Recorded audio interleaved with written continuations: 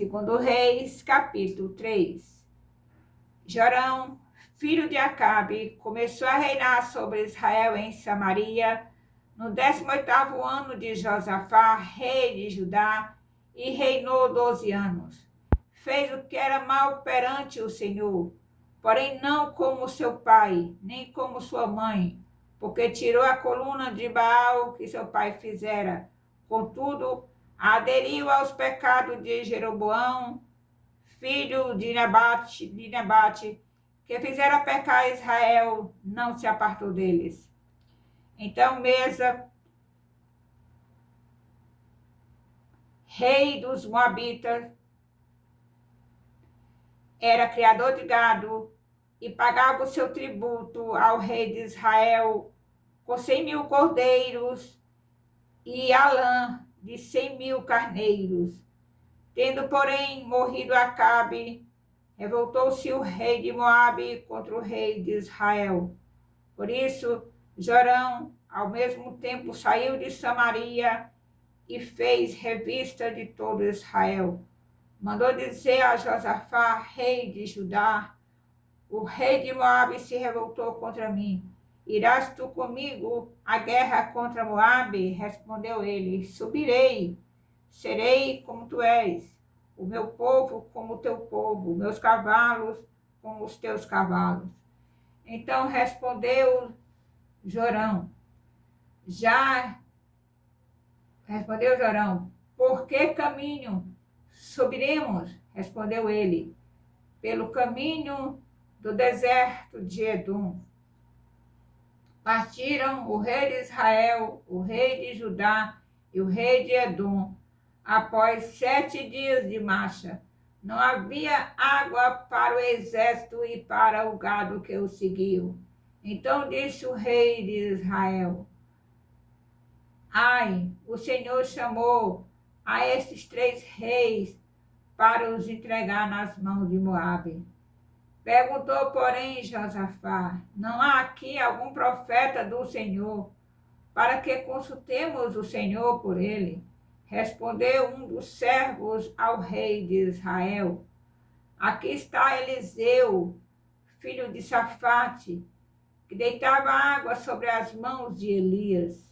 Disse Josafá: está com ele a palavra do Senhor. Então o rei de Israel, Josafá e o rei de Edom desceram a ter com ele. Mas Eliseu disse ao rei de Israel: que tenho eu contigo? Vai aos profetas de teu pai e aos profetas de tua mãe. Porém o rei de Israel lhe disse: não, porque o Senhor é quem chamou esses 3 reis para os entregar nas mãos de Moabe. Disse Eliseu: tão certo como vive o Senhor dos exércitos, em cuja presença estou, se eu não respeitasse a presença de Josafá, rei de Judá, não te daria atenção, nem te contemplaria.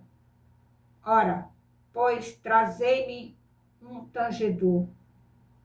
Quando o tangedor tocava, veio o poder de Deus sobre Eliseu.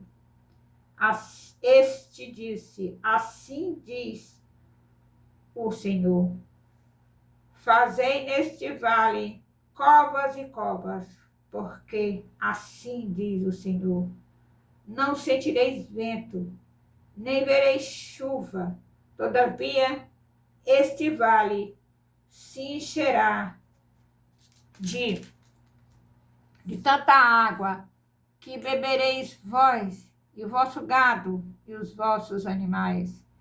Isto é ainda pouco aos olhos do Senhor, de maneira que também entregará Moabe nas vossas mãos. Ferireis todas as cidades fortificadas e todas as cidades principais, e todas as boas árvores cortareis, e tapareis todas as fontes de água, e danificareis com pedras todos os bons campos.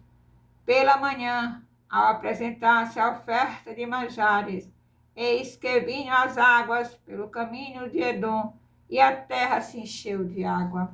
Ouvindo, pois, todos os moabitas que os reis tinham subido para pelejar contra eles, todos os que cingiam o cinto, desde o mais moço até ao mais velho, foram convocados e postos nas fronteiras.